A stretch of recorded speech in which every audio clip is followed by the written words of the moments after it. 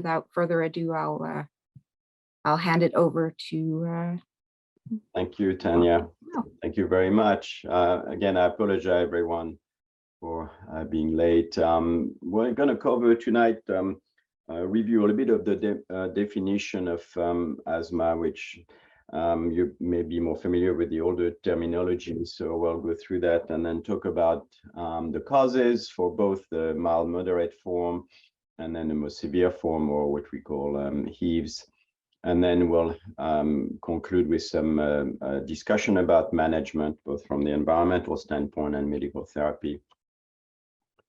So essentially, this consensus statement that already a few years old, no problem. We'll catch back on talking about the definition, and there'll be the change. Essentially, we're still talking about the same diseases, just we've named the entire concept of chronic respiratory disease, asthma. And this is really due to the really increase in understanding, both on the human side, human asthma, we used to think of it of just strictly an atopic disease, mainly in children having eosinophilic airway inflammation. And clearly now it's very clear that, adults get asthma as well, and they get a neutrophilic form of it, and they have actually about at least 5 subphenotypes that are recognized now on the human side. And then the knowledge of asthma in horses, has evolved from being initially studied mostly in the severe form of it, the disease in HEAVs, and now clearly understand that performance horses get milder form of it, and what we used to call inflammatory airway disease. And so there are a lot of overlap, and using the term asthma makes sense. And I think also the big benefit for us as veterinarians is when we talk to our client, they understand what asthma is for the most part. And so you gain already all that knowledge, and the discussion is much more productive. At least that's been my experience talking to clients about it. So essentially, what's the difference from a clinical standpoint in the mild form, or what we call mild moderate, recognizing their spectrum? We see that form more in the younger horses, again, the athletic horses, versus the severe asthmatic horse that we think of. The heavy horse would be more in their teens or older. Clinical signs, the difference is more on the severity, of course. So we do see occasional coughing in horses with moderate asthma, although it's not necessarily present, but mainly poor performance is pretty consistent. And then the more severe form, horses are coughing fairly consistently, and then they already have difficulty breathing at rest. They are dyspneic, so obviously they are exercise intolerant as a result. And then I guess the good news is the mild forms seem to resolve and go away. There's a small percentage, very less than 10%, that seem to be recurrent, but most of that disease can be controlled and they recover and don't seem to have problem later on. Whereas the severe asthmatic horses, the heavy one, we consider them, affected for life. And once they are exposed again to what's triggering it, they'll be showing signs again. So again, the clinical signs can be a strong indication that we're dealing with asthma, and we like to confirm the diagnosis with a variety of tests. Typically, especially in the field, you would use endoscopy or airway cytology. And both, tend to present with excess mucus, and just that is not sufficient or enough by itself to diagnose, any of those conditions. So airway cytology, especially using bronchoalveolar lavage, BAL, is quite sensitive method. In severe asthmatic horses, we only see neutrophilia, and that neutrophilia is quite severe, typically more than 25% neutrophils in the airway. Whereas in mild moderate asthma, there's either neutrophilia, usually mild to moderate, eosinophilia or mastocytosis, or any combination of those. And more in referral centers, we can do lung function testing to try to objectively document that there's indeed some degree of airway obstruction and impairment to airflow due to that airway inflammation. So in terms of the definition, we think of the equine asthma syndrome essentially encompassing horses that have the severe form of the disease, these being kind of the classic winter form that you would see, up in Canada during while horses are indoor fed hay. And then you have the form that's mild moderate asthma. And there's certainly an overlap, meaning there are some horses actually has been documented in a few instances that are more the exception than the rule. Horses that start as mild asthmatic horses that can become heavy over time. But the majority are kind of separate. And then we have a group that from a clinical standpoint, they are severely asthmatic horses, except that they are triggered while they are in the summer at pasture. I don't know if you see many of those up in Ontario, but certainly I see some of that in Indiana, and it's much more common in southern states in the US. And then there's an entity that I wanted to mention. We'll talk about it briefly. That's really mainly in sports horses and race horses of so-called bacterial tracheitis. And we'll discuss that a little bit later on. So what about the etiology, the causes for mild and moderate asthma to begin with? So when I started looking into that from a research standpoint, I was looking at essentially the classic paradigm in epidemiology, what can cause disease. So obviously, exposure to different environmental triggers, for us, what was something we wanted to investigate was exposure to dust. And then in dust, you have, endotoxin, molds, etc. And then, especially in the mild form of asthma in racehorses, a lot of people thought, maybe infectious causes, bacteria and viruses were really important. And then, of course, the horse itself, its immune response, its susceptibility would be potentially factors. So we'll talk about those different aspects. So starting with the infectious causes and bacterial causes in particular have been studied quite a bit, mainly out of the UK and Australia. And these were studies conducted mainly in thoroughbred racehorses. And in the UK in particular, they've documented that I'm just going to use my laser pointer here. They've called it, tracheal IAD, and the main reason is because they were documented by endoscopy of the upper airway horses with increased mucus accumulation in the airways. And then when we were doing tracheal washes, they had increased percent neutrophils and high total nucleate cell counts. So they came up kind of with a scoring system to diagnose an IAD horse or a mild asthmatic horse. And then in some studies where they did cultures of that tracheal wash, what they found, and there was an association between a high bacterial colony forming unit, so a number of bacteria they could culture from the fluid, and that diagnosis of IAD based again on cytology and excess mucus. And so that was, kind of the first evidence of that association, but there was really at that point, no other association either with, a clinical sign or performance. So it remained, kind of an interesting finding, but we don't know the impact on horses, what they have to do, which is win races. So that study from Rob Chrisley in Australia was interesting in the sense that in this study, he was interested in thoroughbred racehorses that were going to the track to train and that were coughing. And so he basically called the horses that were coughing if they had more than 4 coughs during their training session in the morning, and then did endoscopy, tracheal wash, and culture. And the main finding of this study was that horses that had more than 10 to the third CFUs per ml, so colony-forming units, in the tracheal wash, that was associated with horses that were coughing. So the summary is on this figure here. You have the y-axis, the number of horses that were in the study, and then the different categories of CFUs, based on the tracheal wash culture.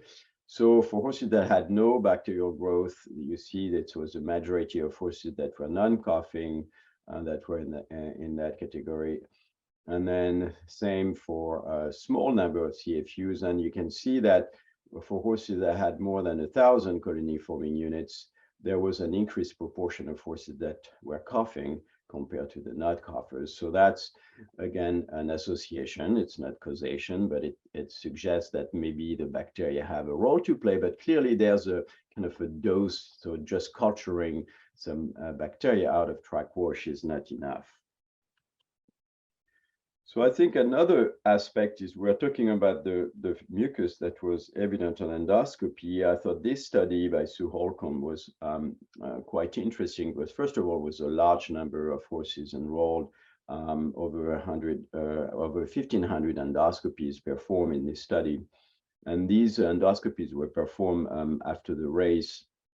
And then she looked at performance, and she did tracheal washes as well. And what was interesting is the tracheal wash cytology was not associated with performance. What was associated was the mucus score. And this is summarized in this figure here. So you have the placing during the race in these horses. So the winner, would be one, and then second, third, etc. And you can see that horses that had a score of 0 or 1 tended to be equally well placed on average. But then as the mucus score increased, their placing increased. So they were finishing essentially further behind the winner. And that kind of that dose effect, if you will. So that was the strongest evidence yet, from a large study in the field in thoroughbred racehorses, that tracheal wash cytology actually didn't really predict, performance, but mucus score did. So essentially, from these studies, my conclusion is that the role of bacteria is unclear at this point, maybe an association with coughing. And there's certainly no studies out there that clinical trials using antimicrobial versus placebo control to show that if you treat them, they get better. So what about viruses? A lot of studies with serology that really didn't yield any significant result with that, and in mucus. And obviously more recently, we were looking for viruses using PCR to detect, genomic material from those viruses. So in this study from Nicolas Pustella, looking at horses with this time, infectious upper airway disease. And so these horses, essentially, these samples were sent by practitioners in the field for diagnostic purposes on horses that had either, fever or nasal discharge, and they were sending a nasal swab. And essentially, these horses were by definition called infectious upper airway disease. On these horses, there were a large group of horses, 172, that were negative for the common causes of upper airway infection. So HV1 and 4, equine influenza virus, and strep equi infection. And then in addition, he looked at a group of healthy control. These were horses that were shipped for competition and that had just swabbing done before transportation. And then he's looked at the role of so-called minor respiratory viruses, essentially HV2 and 5. And what was interesting, as you can see, this top figure is representing the number of EHV2 gene copies in horses that were also diagnosed with EHV1, 4, equine influenza, strep equi, again, infectious upper airway disease, but negative to these other viruses, and then the group of control. So the bottom line is you can see that EHV2 is ubiquitous among all these horses, even in healthy control. And essentially a similar figure or result rather for EHV5. So, essentially that tells us that the role of EHV2 and 5 is kind of unclear in that upper airway infection syndrome. So then people were interested in looking at racehorses diagnosed with mild equine asthma. So again, the non-infectious form of respiratory disease. And that typically was based on an increased, inflammatory cell in BAL. And these studies, there was controversial finding, essentially. Some studies finding an association between EHV2 and 5 and equine rhinitis B virus in tracheal wash and BL, and others not finding that association. These were more racehorses, standardbreds in particular. These was a mix of either some were standardbred racehorses, some were sports horses. So that prompted us to do a study that we conducted in thoroughbred racehorses at the local racetrack. And a lot of the studies that I've cited before did either nasal swabs or they did tracheal washes. We decided to look at all three levels of the respiratory tract, the nasopharynx, the trachea, and the deep lung, using either nasopharyngeal brushing or tracheal brushing or bronchoalveolar lavage, collecting those samples. And in collaboration with Dr. Pustela at UC Davis, we were interested in looking for those viruses again, and found that indeed in the nasopharynx is very common, even in those healthy racehorses, to identify genetic material from equine rhinitis B virus. We actually didn't find any type A. EHV2 and EHV5, most of them, you can see up to 80% plus were positive for those viruses in the upper airway. In the trachea, much less common, but EHV5, still about half of the horses had positive finding from the tracheal brushings, and then much less for the deep lung from the BAL. But then we also, in this group of almost 100 horses, we were interested in looking at performance as well. And we didn't find any association between either presence of those viruses or looking at the amount of genetic material. We didn't find any association with either clinical sign of performance. Equine rhinitis B virus in nasopharynx was associated with increased BL neutrophils. So that was interesting. However, in this study, we also measured exposure to dust in those horses by measuring dust exposure in the breathing zone with some dust sensors. And once we accounted for that, we adjusted for the dust exposure, we didn't find association with the rhinitis virus. And the reason is because BL neutrophilia is very much associated with exposure to dust. We've shown that, we've published that, and we'll see that in an upcoming slide. So similarly, EHV5 actually, if anything, was associated with decrease in neutrophil percentage in BL, and EHV2 in nasopharynx associated with lower mast cell percentage in BL. So clearly, no really strong association between those so-called minor respiratory viruses and either performance or clinical signs of airway inflammation in racehorses. So now let's talk about the non-infectious causes. There's definitely been some evidence from at Robinson's lab, in particular with Melissa Merrick-May here, doing a study in racehorses, thoroughbred racehorses, and showing that tracheal mucus was associated with exposure to small particle, dust particles, so-called PM10, or particulate matter less than 10 micron. And so again, that was, by scoping those horses and assessing exposure to dust. From our lab, Dr. Ivester showed that in yearlings, thoroughbreds entering training for the first time and followed during the first months while in training, as exposure to dust increased, and these horses were monitored, were equipped with sensors around their breathing zone again, for 4 to 6 hours while they were in the stable and going about their daily life after they came back from training. And as the dust exposure increased, the number of eosinophils, or the percentage rather of eosinophils in the BL went up. And what I want to point out here, it's not all dust particles. In this study, Dr. Ivester measured both large-sized particles, less than 100 micron, which is basically the diameter of a human hair, and then the respirable dust, which are less than 4 micron, and only respirable dust, the smallest particles, were associated with inflammation, not the larger one. And then follow-up study in a larger group of racehorses, again, thoroughbreds, but those were not yearlings. They were at the racetrack actively racing, so they were on average, 3 to 4 years of age.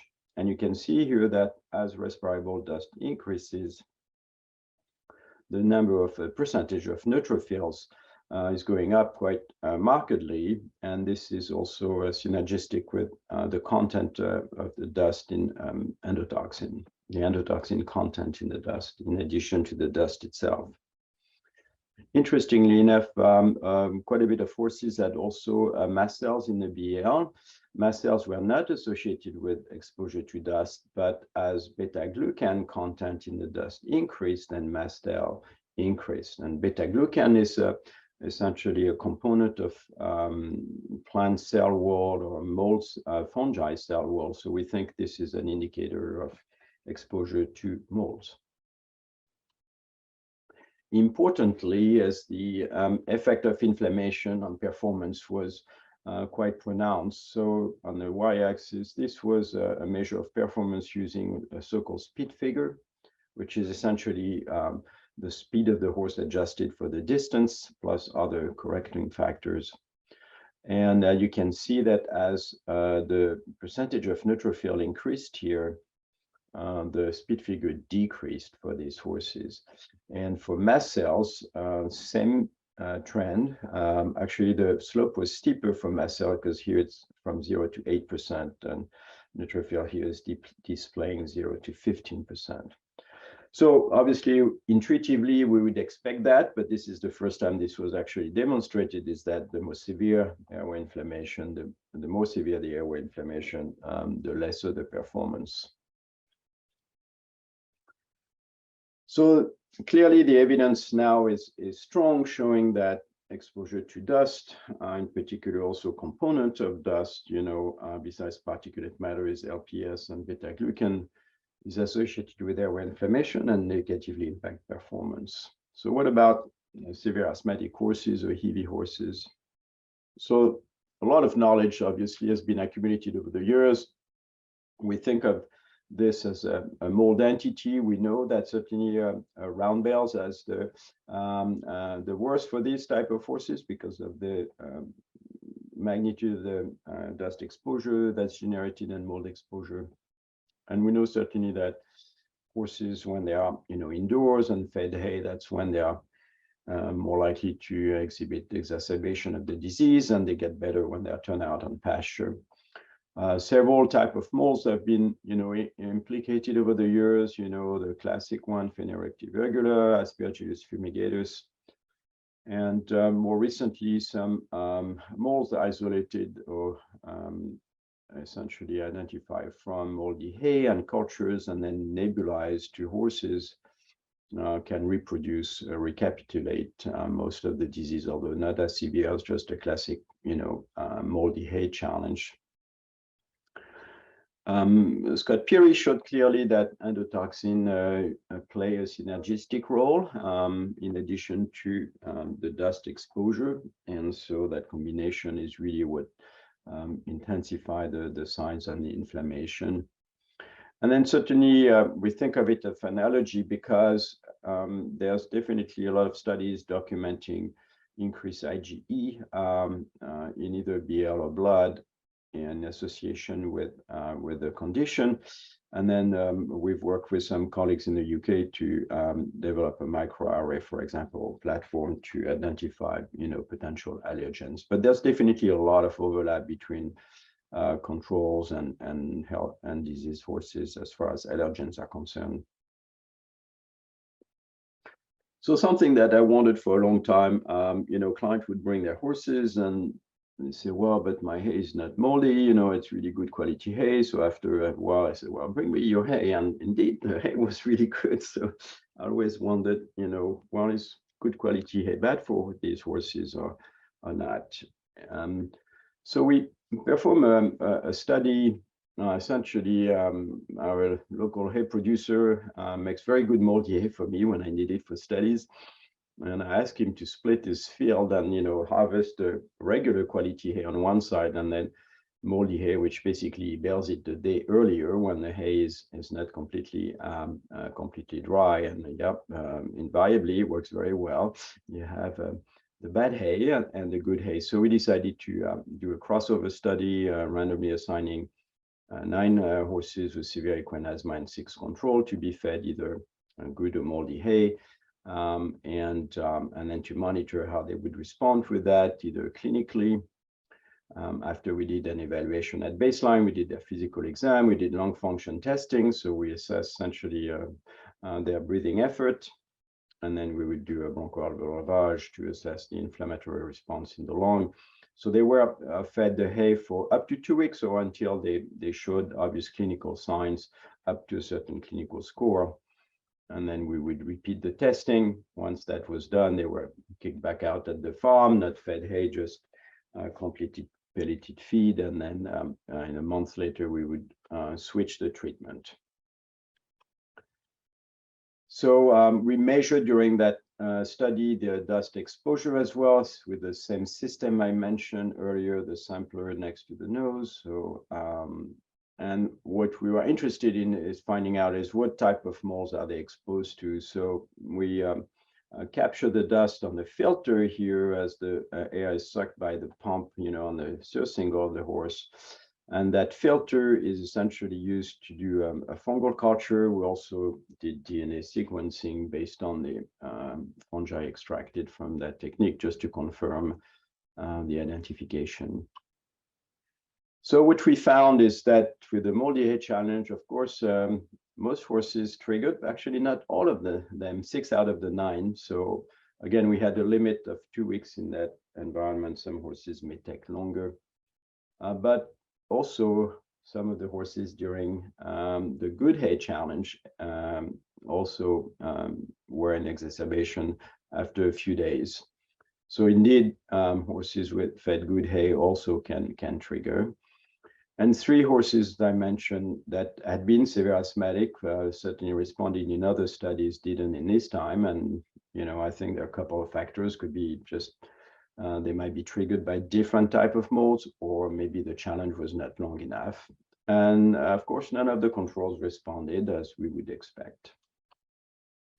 So this is a figure of the maximum transpulmonary pressure. When we do lung function testing, we measure the peak pressure change, between peak inspiration, peak expiration in centimeter water. And essentially in healthy horses, regardless if it's before or after the challenge, they have very little effort to breathe air in and out. Less than 10 centimeters is kind of the cutoff. And even heavy horses, before exposure were in remission, so they don't have increased effort. But of course, when they trigger, then that's the classic manifestation. And then looking at the BAL, we did find that again, before exposure, neither the control or the heavy horses had airway inflammation.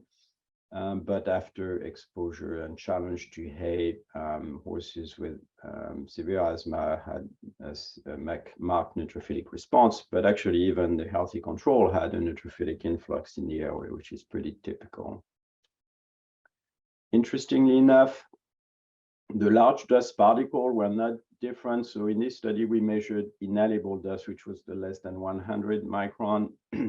So even though there was a trend for higher exposure to dust, moldy hay versus good hay, it was not statistically significant. You can see quite a bit of variability.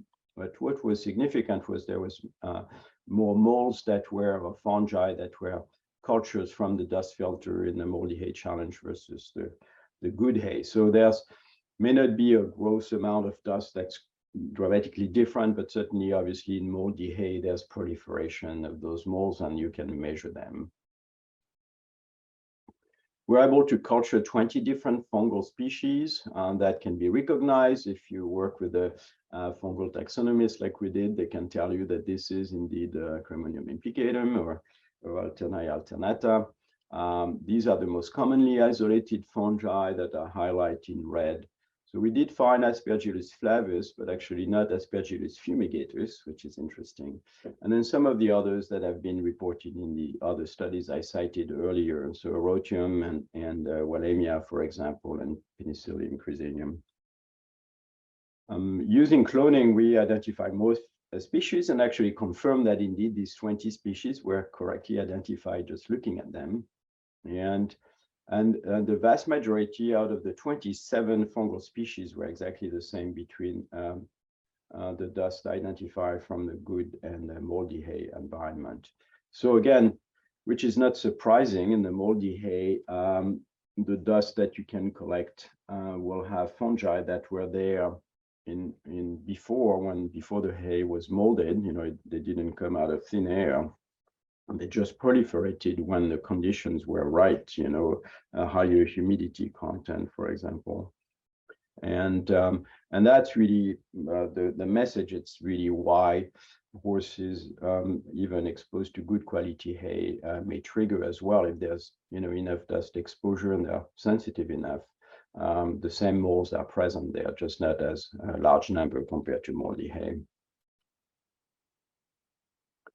So what do we do in terms of management and treatment? So you imagine with this background that environmental management is key, and to try to decrease exposure to dust. And what are the highest sources of exposure to, especially those respirable particles that we measure that play a role in triggering asthma?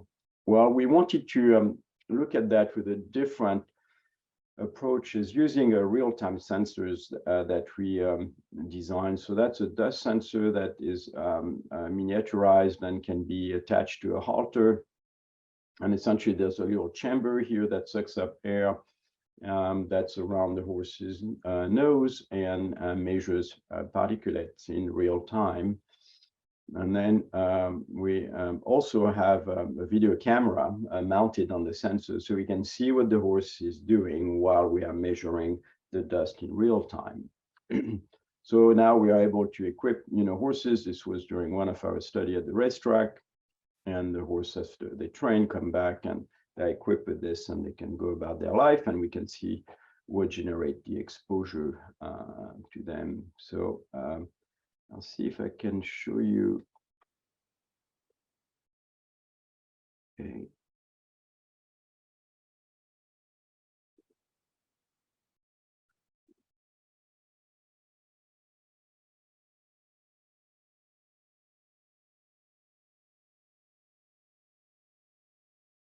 Managing well my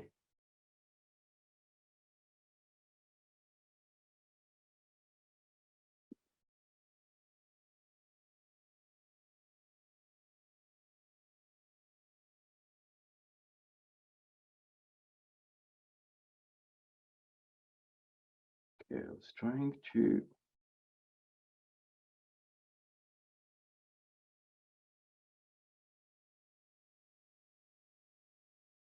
all right, let me come out of it. Okay, here it is. All right, so now I started the recording. So the horse is moving now, and you can see it's just looking at his feed bucket at its grain. And on the screen here, I'm going to pause for a second. You have here the two different size particle recording, and you can see there's really low background of dust for both the PM1 and PM2.5 and PM10. And then we'll see the horse is going down and eating his grain. You can see it's sweet feed. And essentially what you see here is the recording is that green light is line is moving to the right as the recording goes, and it basically the background is very low level because the horse is eating sweet feed, which doesn't generate much dust. Now this horse is on the opposite, is eating hay, and now you can see the light is blinking as it's going down. It's pretty dark now. It's fetching the hay on the ground in the corner of the stall, and you can see that the dust exposure here is much higher. These are very small fonts, but essentially it displays the dust level there, which are in the 100 or 150 microgram per cubic meter. And then when the horse is moving away from the feed, then the dust exposure comes down. And this last recording is the horse has been fed in a so-called hay saver. It's a kind of I don't know if you've seen that.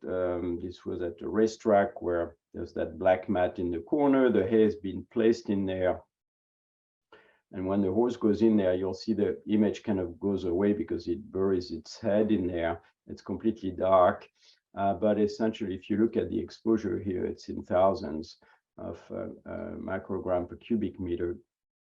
So again, it seems that the dust is being, well, the horse is burying his head in there, so has much higher exposure, and because it's in a bucket, essentially there's no ventilation, so the exposure is quite high. And when the horse takes, his head away from it, you can see that, the dust exposure comes down dramatically.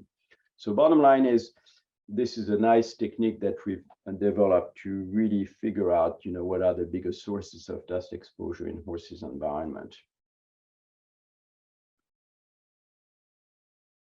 So the bottom line is, if dust is such a trigger, how can you reduce exposure? So it's been known for some time that, hay and bedding are the big sources of dust exposure, and this study from Whitaker showed that if you change bedding only, and not change the hay, for example, they are fed both hay, but here on straw bedding, here hay on wood shaving. So if you just change the bedding, the dust exposure doesn't change. And these horses, again, were monitored in their breathing zone. The only thing that went down significantly was the endotoxin exposure. However, if you replace hay by haylage, which is known to generate less dust exposure, and you go from either wood shavings or rubber matting, no difference wood shavings, rubber matting, but certainly the dust exposure with haylage is significantly lower compared to dust exposure with hay. So obviously that's something that's been known for some time. What about watering hay? We know that certainly you can by immersing hay or completely, dropping it in water and feeding it like this, that will decrease dust exposure compared to dry hay. So that certainly works. And these were studies on just one pony, and this study here on several horses in one barn, one stall. We know also increasing ventilation in the barn, just opening barn doors, help decrease dust exposure as well. So what about other approaches? In this study, this was done in horses with severe equine asthma, and it was to show that basically you can maintain these horses in remission even though they are in the barn. And so in this study, Natalie Kirschving had horses previously diagnosed with severe asthma that were, for 3 months at pasture to be in remission.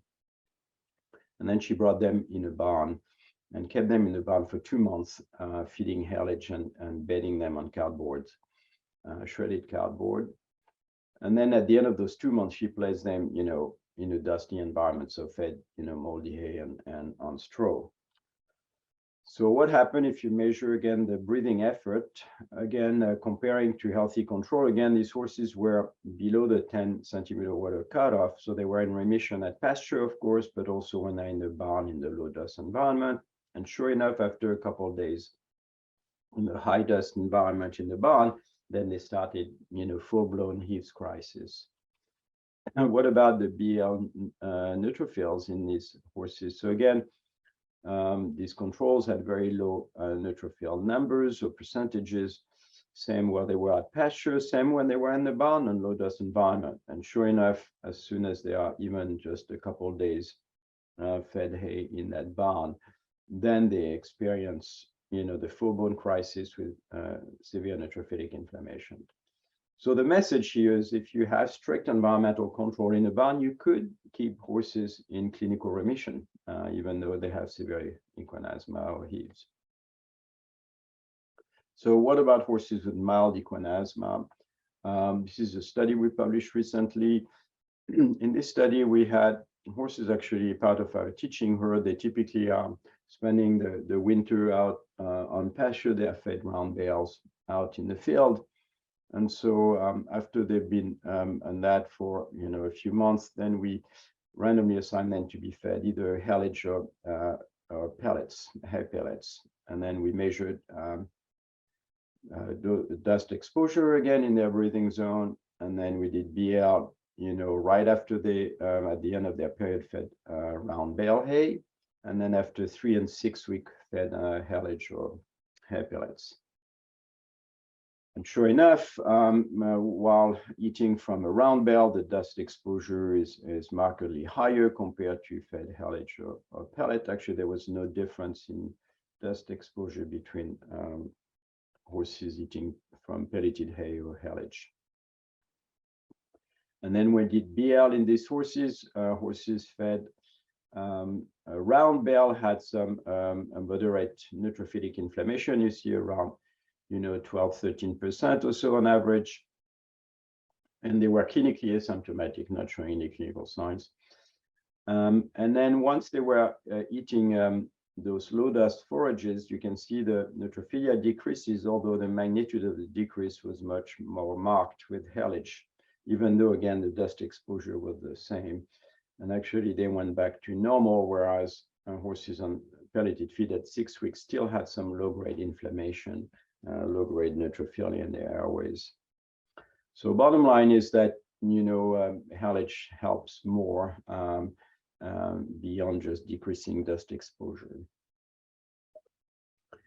So another study that has been actually accepted for publication, should come out soon, was done on racehorses, and to see now, going away from the control environment of teaching herd, at the farm, what about the real racetrack environment? This was at the local thoroughbred racetrack in Indiana. And essentially we enroll horses and we assign them randomly to be fed either their regular hay for 6 weeks or haylage or steam hay. So we had Haygain provide hay steamers for the trainers. And then we had a local haylage producer providing free of charge the haylage. And so we enrolled a total of 43 horses. When we measured dust exposure, usually with the same technique as I showed you before, we found that feeding steam hay or haylage, in a real life situation, resulted in a 30% decrease in respirable dust exposure compared to dry hay. So certainly a small but significant decrease in dust. No difference between steam hay and haylage in dust exposure. And more importantly, we found that both low dust forages resulted in a decreased neutrophils and neutrophilia in the airway, both at 3 and 6 weeks. In haylage, it was significantly different from baseline and from hay. You can see in red, this is the horses fed the hay. They had a tendency, if anything, for their neutrophil to go up over time. When they were fed steam hay, there was a decrease in neutrophils in the airway, although it didn't reach statistical significance, and then kind of plateaued. But it was a more pronounced decrease in the haylage group.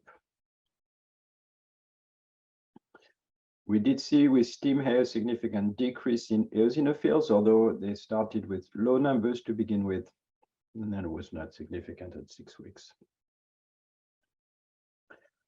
So essentially, you can, in real life situation, by just modifying forage, by using low dust forages, you can improve airway inflammation. So once environmental management has been tackled, certainly medical therapy can help, or in cases where environmental management is not sufficient, medical therapy is very helpful. So the classic therapy for equine asthma is glucocorticoid. We know that non-steroidal anti-inflammatory drugs do not work, only glucocorticoids. So they can be given systemically or aerosol with aerosol therapy. Certainly indication for more severe asthma, typically to go with systemic. And there are some, systematic reviews and meta-analysis that showed that both inhaled steroids and systemic steroid help improve clinical signs. And there's a similar magnitude of improvement seen with either inhaled or systemic. I wanted to point out with this study from Mathilde Leclerc that dexamethasone is more potent than prednisolone. And even if used at a fairly similar equipotent dose, so dex at 0.05 milligram per kilo versus pred at 2 milligram per kilo, so a 40-fold, increase in the dose. So both horses with severe asthma improved by a decrease in their DP max here after 7 days of treatment. But you can see that the magnitude of improvement is greater with dexamethasone versus prednisolone.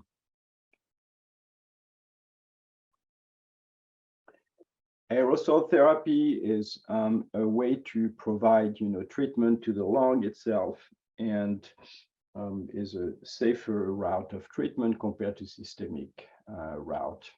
And first of all, you use a smaller dose to treat by aerosol therapy, since you have to treat only the airway. And then typically you would, by nebulizing or aerosolizing a drug, you would reach high concentration of that drug in the airway. And because it's deposited in the airway, depending on the formulation of the drug, that also can lead to minimum systemic absorption and shorter elimination time. So certainly for athletic horses, it's also a better route of treatment. Drug deposition in the airway depends on many factors. Particle size is important. You want to have particles that are small enough to go deep in the airway. The delivery device, certainly for the aerosol, makes a big difference. And then breathing pattern and airway disease also influences. So, in human, if you are asthmatic yourself, or you've seen people, being advised to, take a deep breath in and actuate the puffer at the beginning of inspiration, and you slowly inhale and you hold your breath for a few seconds after. Well, obviously, we can't do that with our patients, with our horses. So we can control that, and that's a problem. What we know is large particles, especially if they are larger than 5 micron in diameter, they will tend to be deposited and stuck in the upper airway. That's the function of the nasal passages, is to filter out the dust. If you have particles that are very small, on the other hand, less than 1 micron, they will get in deep in the lung, but they will not have time to settle down, and they'll be exhaled with the next breath. So the sweet point is to design aerosol that will maximize the number of particles that are in that range of 1 to 5 micron to maximize deposition in the lungs. So nebulizers out there, probably the one that most commonly seen around there is the Flexineb. That's an ultrasonic nebulizer. You put the solution here, and the battery activated system is there, so you're not tethered to any tubing or a compressor like with the old jet nebulizers. Then you can use pre-made aerosol package aerosol in form of metered dose inhalers. So these are human drugs that you would purchase, and then in order to have the horse, inhale the medication, you need a coupling device, or like an air or a hippus, an equine inhaler. And the puff is, delivered in those chambers, and then this is placed on the horse's nose, and then they breathe in the medication. Recently, you may have seen the new product, a Servo Equihaler, which is the first inhaler containing a glucocorticoid approved for use for the treatment of equine asthma in horses. So it's an all-in-one device. So it has the delivery device, like the coupling device, like those, and the drug is in a canister right there, metered dose inhaler. So several studies have documented the effect of those compounds in horses with severe asthma. Again, in these studies was again measuring a maximum transpulmonary pressure, and horses that are heavy, treated on placebo, continue to have very marked increased effort of breathing. And then if you use beclomethasone at increased dosages, you can see an increased improvement in their effort. Same for budesonide. Budesonide, if it's given as a nebulized solution, will have also a dose effect. As you increase the dose, you'll have increase, further drop in that transpulmonary pressure or effort, and it can reach a point where it's equipotent to dexamethasone given systemically. The servo I was mentioning earlier on contains a drug called cyclisonide, and this is a steroid, but so-called soft steroid, and we'll talk about that in a minute. In this original study done by J.P. Lavoie was done with 8 heavy horses, randomly assigned to be treated with the drug or a placebo. And essentially, again, looking at the lung function, these horses had increased values at baseline. They were treated for 2 weeks.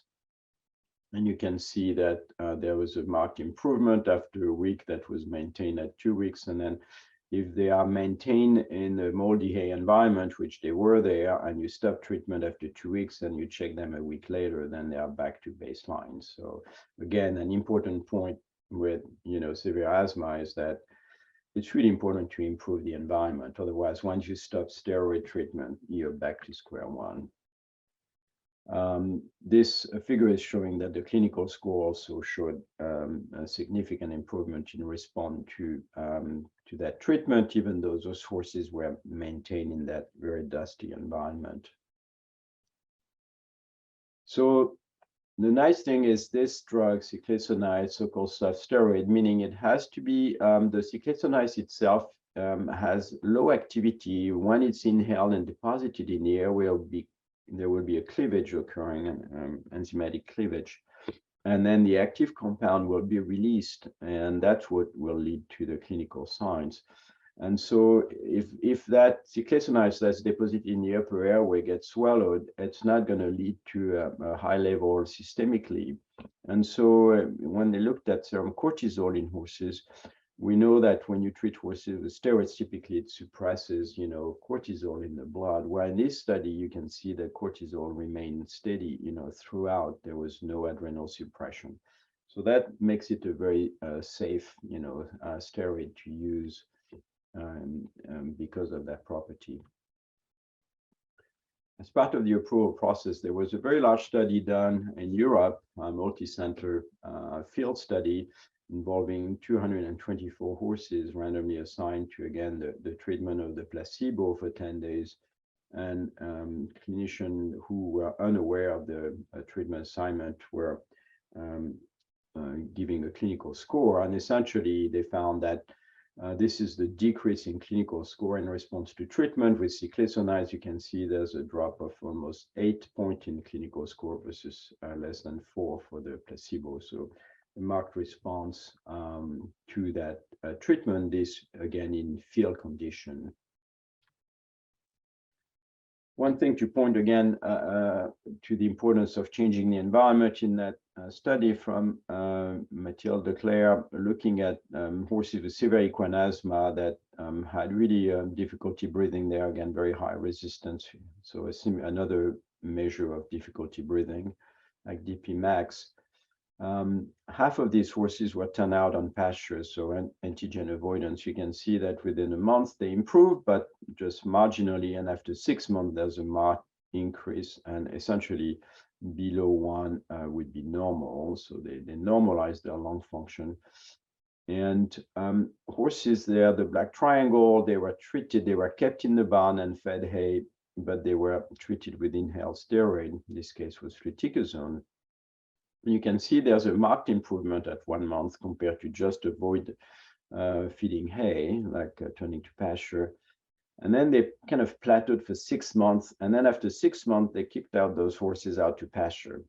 So no more hay feeding. And you can see that these horses improve further. So with the steroid, you could get so much. But then after, improving the environment, reducing dust exposure by turning them out on pasture, then these horses got back to normal. So again, the importance of both changing and improving the environment, reducing dust exposure, and then using inhaled corticosteroid get you a result much faster than just avoiding exposure to dust. So this was really for severe asthma. What about mild asthmatic treatment? There's really surprisingly very little out there. It's coming, but only one study that I can find from oenology yet that compared horses treated either with systemic dexamethasone or inhaled fluticasone. This was a randomized crossover study, 8 horses for 2 weeks, and he did BAL and measured airway hyperresponsiveness at 3-point time over that 2-week period.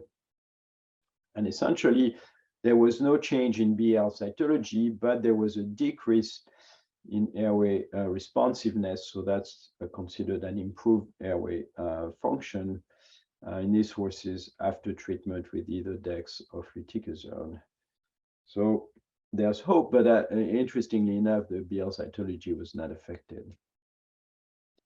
What about bronchodilator? We know that for severe equine asthma, they are helpful, but also horses with moderate asthma can benefit. And we know there's a large number of drugs or compounds that help from, ipratropium and buscopan, salmeterol, and they all have a marked effect.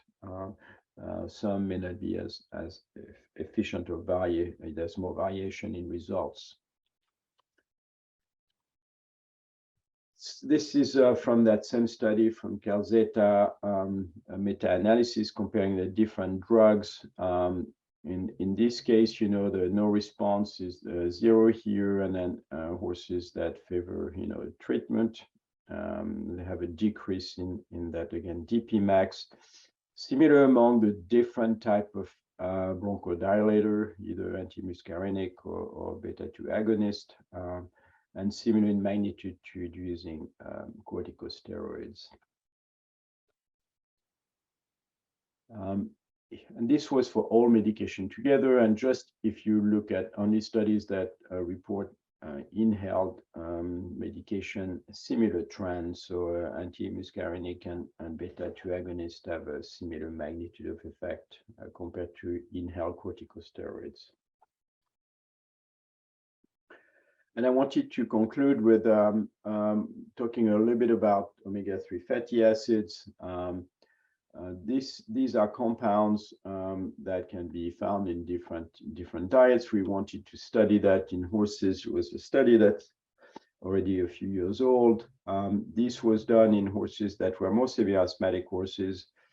And essentially, we recruited them from client, bringing them to the clinic for diagnostics, and then they were randomly assigned to a treatment of placebo group, but they all were then switched from, typically they were fed hay to a complete pelleted feed. In this case was actually Equine Senior, that they were actually given coupon for free bag of feed because we wanted to make sure we had good compliance in this study.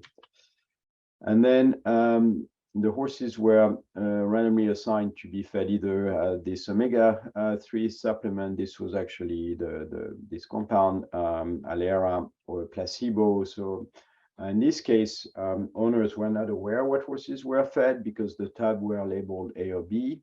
Actually, only my technician knew what it was. I was not aware either as clinician. So we're double blinded to treatment. And we asked owners. I was very interested in knowing what owner would perceive as a response to the trial here. Since they were blinded to treatment, we asked them on a weekly basis to rate on the scale from 0 to 100 how their horses were doing in terms of coughing intensity, and performance as well, and respiratory sign in general. So that's a classic, visual analog score that is used. And so to my surprise, actually, the results were pretty strong for the cough response using that scoring system that owners gave. So on the placebo, this is baseline, and then a weekly basis for 2 months.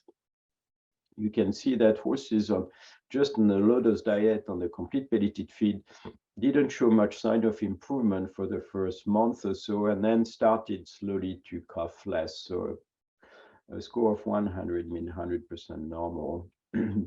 but there was quite a bit of variability, whereas on the omega-3 supplement, they started to get better within a few weeks, and by week 5, actually, they were not coughing anymore, pretty much. So a marked improvement or hastening of the improvement by supplementing the low-dose diet with an omega-3 product. Interesting enough, similar trend for the performance, where the performance was rated by owners, as low initially and improved, after 2 months on the low-dose diet, but improved more when that low-dose diet was supplemented with the omega-3 compound.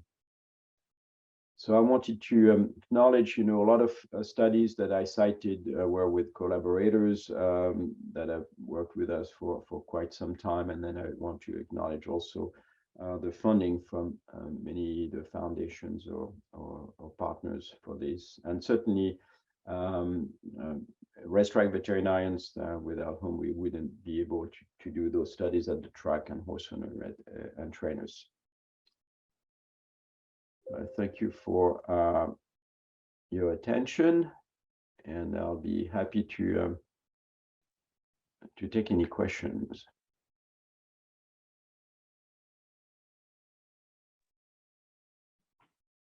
So if you want to write your questions in the chat, we can pass them on to Laurent.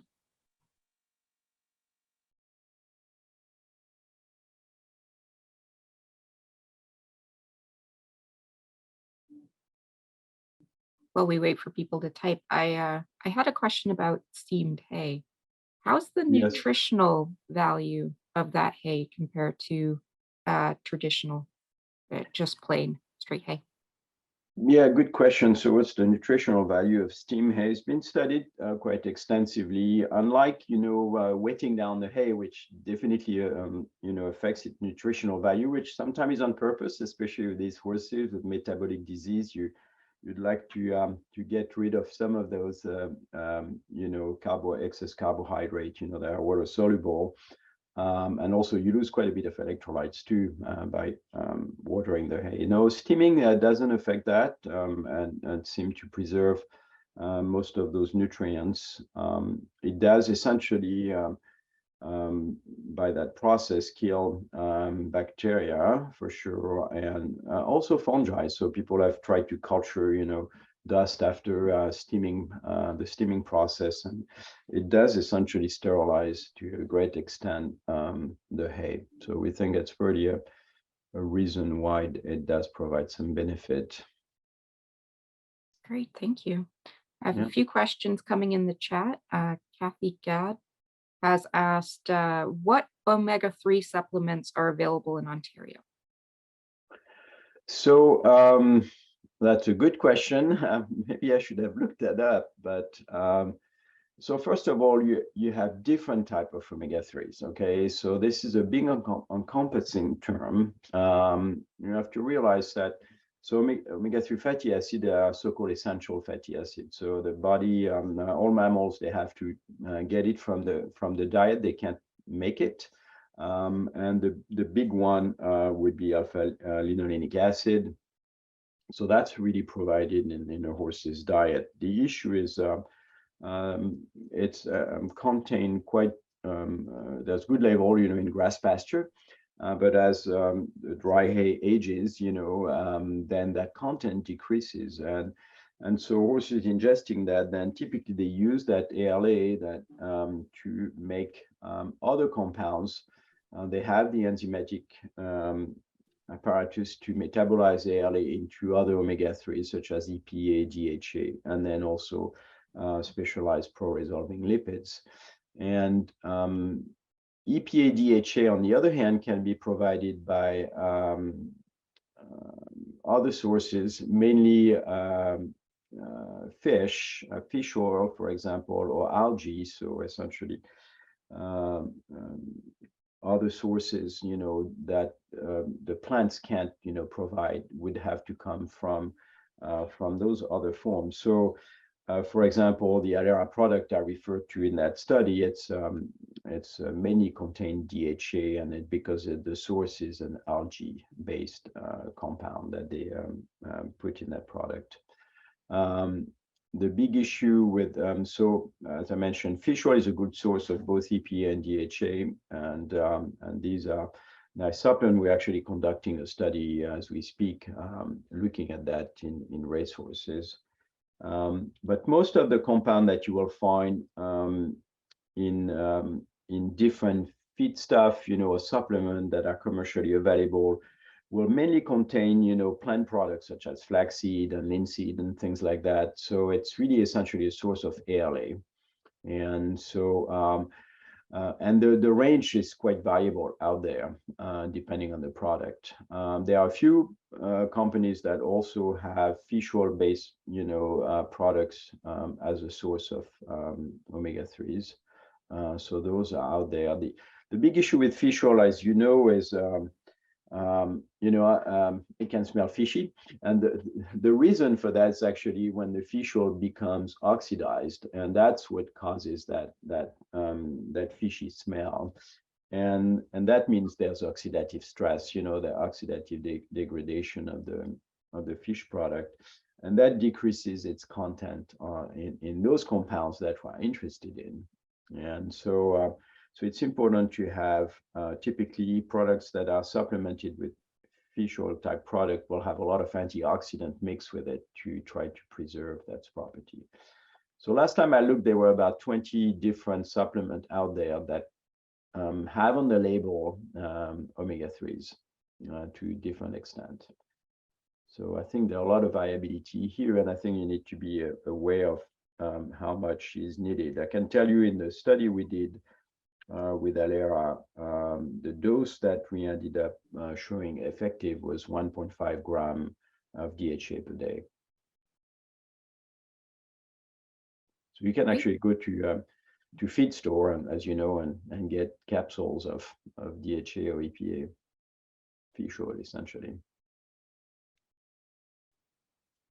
Thank you. I've got a question from Rose Remy, who asks, do you prefer delivering inhaled medications via a nebulizer or a metered dose inhaler? Is there data to show superiority of one method over another? Yeah, good question. Comparison of essentially MDIs versus nebulizers. So in the old days, the data showed that nebulizers were not very good. These were jet nebulizers mainly that were used in the earlier studies and compared to metered dose inhalers. But the new generation of nebulizers, especially ultrasonic nebulizer like the FlexiNeb, actually seem to be superior. So I have only indirect evidence for this. So that came from studies where I tested bronchodilators, for example, albuterol versus levoalbuterol, and some of them were with puffers versus nebulized bronchodilators. And essentially, the dose of albuterol used in the puffer was about 3 times, higher to get the same effect with the ultrasonic nebulizer. So at least there's some evidence from that nebulizer pretty will have a greater deposition percentage of the drug deposited in the lung. But I'm not aware of any study looking at that for corticosteroids. But I would expect similar results. So it's obviously.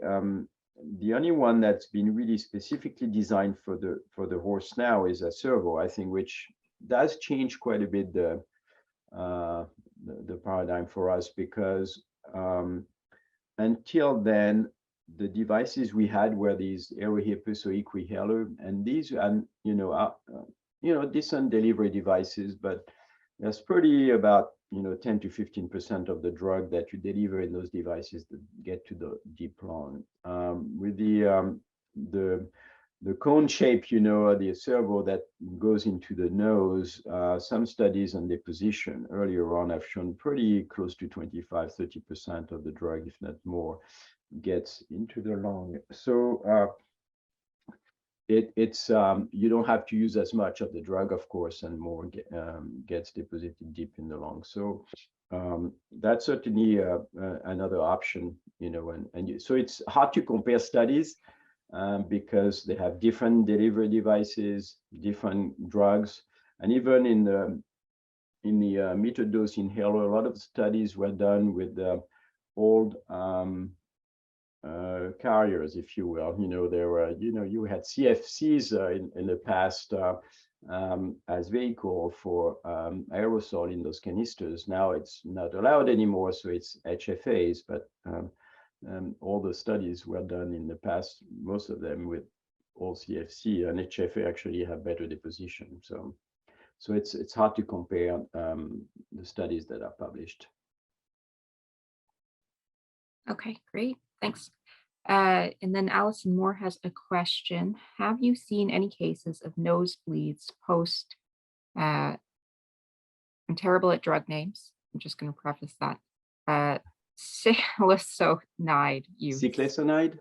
Yes. No, I've seen that with other inhaled steroids, not with cyclosonide. I've seen nosebleed because of just trauma with the nose, the device. It's, as you know, you have to insert that plastic insert, in the nostril. So certainly I've seen horses that can have a slight, nosebleed with this, but not something that I would feel is due to the compound itself. But I've seen that with actually high dose fluticasone, and I've seen these were horses that actually seem to be sneezing in response to the treatment. And when I looked in the human literature, they describe, a rhinitis in response in some people that are treated with inhaled medication. It was unclear if it was more the vehicle itself or the drug itself that led to that rhinitis. So for me, the bleeding was very minimal. So, I felt that was, from maybe the rhinitis that led to a little bit of blood oozing, if you will, rather than frank blood. So I don't know if that's what, is that Dr. Moore who asked the question? That is Dr. Moore. She does note in her question that there is a warning on that drug on the human medication. So sounds similar. Okay. A few comments about people that have know of omega-3 supplements in Ontario. Commented that there are no omega-3 supplements? No, that they know of. Oh, they know of. Oh, okay, there definitely is. Good. Do you know of any evidence to suggest that nebulizing other products, example saline, cobalt, is at all helpful or perhaps harmful? Yes. So the short answer is there's no objective evidence. There's a lot of anecdotal evidence, I think. And I guess I see a lot of, especially when I go to the racetrack, a lot of people nebulizing saline. That's extremely common, or colloid silver, or a lot of different compounds, a lot of herbal remedies, solutions, etc., etc. I guess I'm yet to find someone that said, well, this is my miracle drug. I do it all the time, works perfectly well. So I think, people use a lot of different compounds, but certainly the saline hasn't been shown to necessarily make a difference.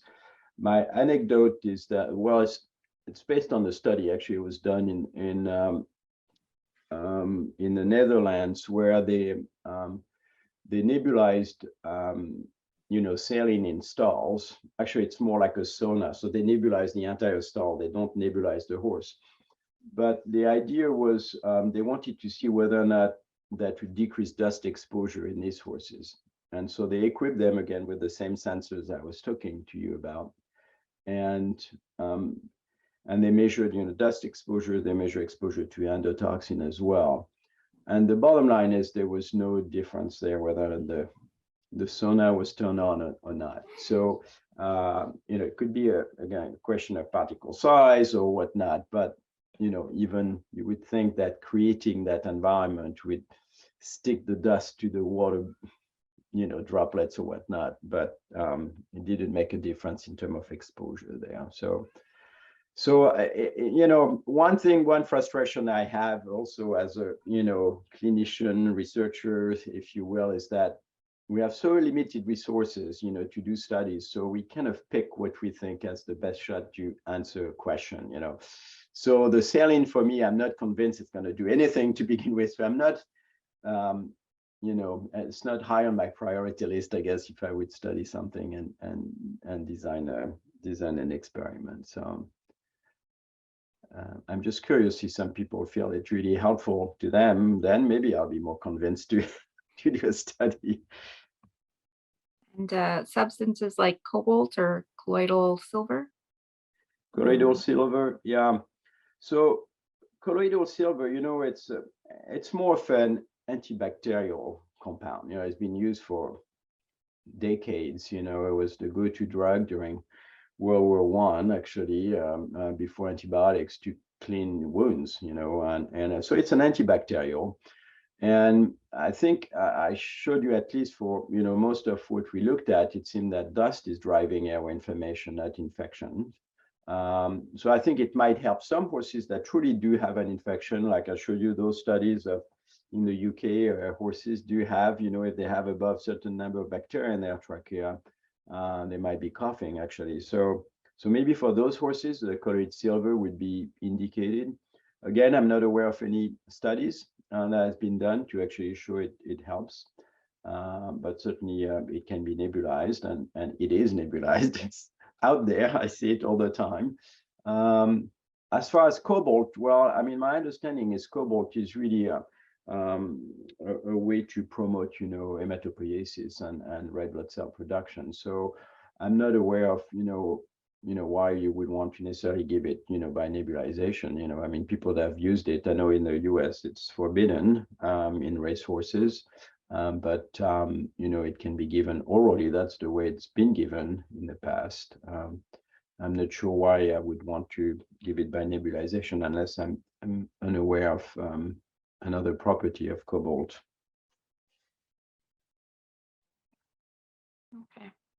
Allison Moore has a question. It's a bit of a long one. So, do you think the lack of association of ERAV with changes in BAL cytology is related to sample site for testing? ERAV isn't around long in the nose, and by the time they are in the throes of clinical signs, usually can't be found via nasal swab.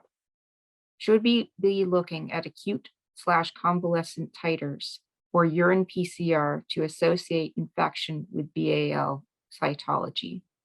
We deal with ERAV in our young racehorses every year, and they become quite sick with prolonged coughing, tracheal mucus afterwards. Rhinoviruses are known to trigger asthma in people. Yeah, it's a good point, Dr. Moore. Rhinitis type B virus you're talking about, and that certainly could be a reason why when we do more, cross-sectional studies, essentially you really can't really appreciate that as much. So, you would really want to have longitudinal studies done for that particular purpose. I think there was still quite a bit of work done on the rhinitis virus, especially in Europe, and especially, the studies I mentioned earlier on, they haven't really shown a strong association. A lot of those studies have been longitudinal as well, not just cross-sectional. So maybe we're not looking in the right age group. Maybe you're right. Maybe we need to look at more the yearlings getting into training, or it's possible. We certainly in our racetrack study, the one I report the finding, these were mature racehorses. On average, they were 3.5 years of age on average. So it's definitely possible that in that group, those viruses already have done their job, and they're not playing a role. So it might be interesting to do that more in yearlings entering training. Yeah. Robert Wright has a question. Have you any experience or comments with summer asthma when horses are strictly on pasture and the pastures were infected with rust fungi infecting the grasses? Yeah, this is a tricky one. So with summer pasture associated asthma, clearly it's been linked, especially from studies, in Louisiana, linked to level of airborne allergens, that you can measure on pasture. But people haven't actually narrowed down which one they are. So, I mean, it's interesting you are mentioning the rust there. What was interesting to me when I talked to clinicians that see a lot of those cases, in the southern states, is that they seem to think that there are some pasture that are bad for that. So you can take that horse that's susceptible. If it's on that pasture, it's going to be really severely affected. You move it to a pasture that's, a couple miles away, and it's going to be fine. So there's clearly some local, either mold or pollen types, aeroallergen in general, that are responsible, but nobody has been able to pinpoint what they are. So it would be interesting, yeah, if you've made that comment, I assume that you've noticed then an association between some horses and those particular type of molds. So I'm not aware of anyone really pinpointing which one it is. So something more work needs to be done again to figure this out. Yeah.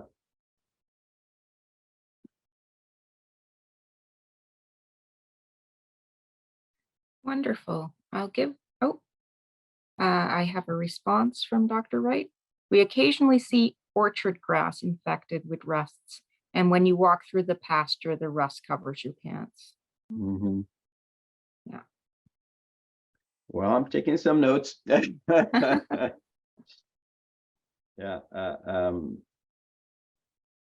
It's definitely something that we need to figure out. And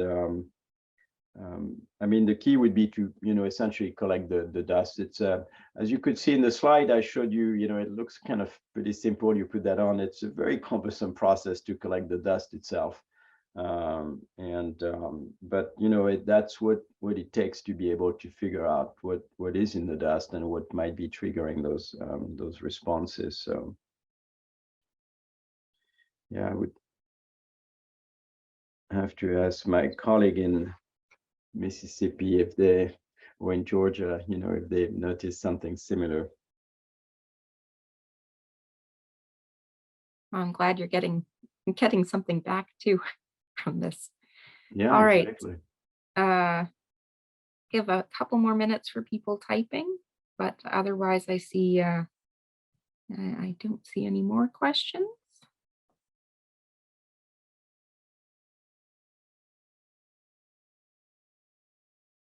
Okay. All right. Thank you very much for coming and speaking with us. It was very interesting, and you gave us